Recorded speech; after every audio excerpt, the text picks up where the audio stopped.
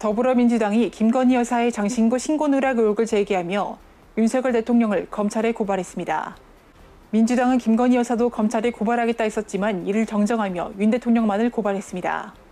이에 여당은 야당 전체가 이재명 대표의 정치적 경호실로 전락했다며 질책했습니다. 특히 특검을 대국민 호객행위로 쓰고 있다며 이 대표는 검찰 출석 요구조차 응하지 않았는데 이런 정당에서 특검 운운하는 모습은 기괴할 따름이라고 짚었습니다. 김건희 여사가 과거 줄리라는 예명으로 유흥주점에서 일했다는 의혹을 SNS상에 올려 허위사실 공표와 명예훼손 혐의로 고발당한 추미애 전 법무부 장관이 무혐의 처분을 받았습니다. 경찰은 추 전 장관이 의혹을 단순히 인용해 글을 작성한 것이라며 수사 필요성이 없어서 사건을 종결했다고 말했습니다. 검찰의 직접 수사 범위를 확대하는 시행령이 국무회의를 통과했습니다.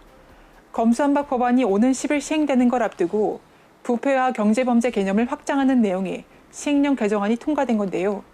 오늘 시행령 통과로 검찰 수사권 상당히 복원됐으며 야당의 반발이 지속될 전망입니다. 이재명 대표의 배우자 김혜경 씨가 법인카드 이용과 관해 검찰에 출석했습니다.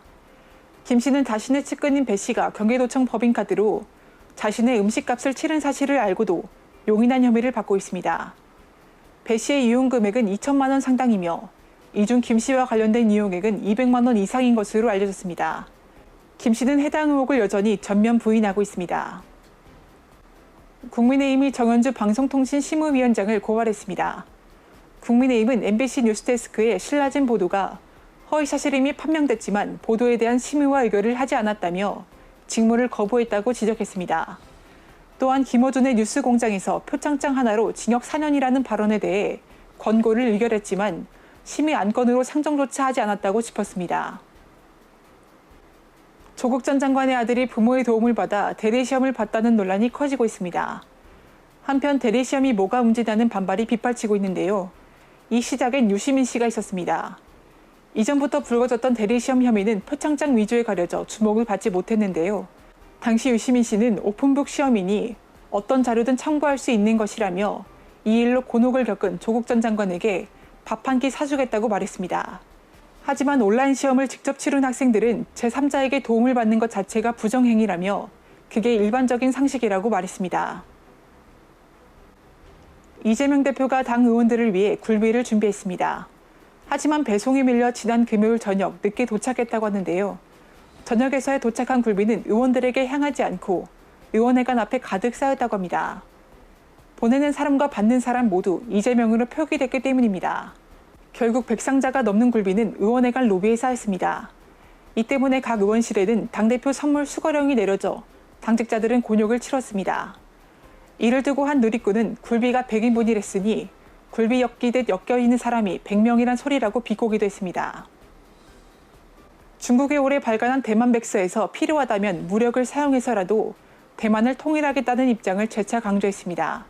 조국 통일을 전면에 내세우는 등 어조가 매우 강경해졌으며 통일 이후 대만 정책의 변화 또한 예고하면서 이전의 백서와는 차별성을 지니고 있습니다. UN 강제실종 실무그룹이 1980년 이후 강제실종과 관해 북한에 총 362건의 통보문을 보낸 것으로 확인됐습니다. 하지만 북한 당국은 단 한 건도 응답하지 않았습니다. 실무그룹은 제3국에서 북한 국적자에 대한 강제 송환 관행이 지속되는 것에 대해 심각한 우려를 거듭 표명했습니다. 국제사회는 강제실종이 조직적으로 이뤄졌을 경우 심각한 반인도적 인권범죄로 보고 강력히 대응하고 있습니다. 일시적 2주택자와 장기보유 1주택자 등의 세금 부담을 완화하는 종합부동산세법 개정안이 국회 본회의를 통과했습니다.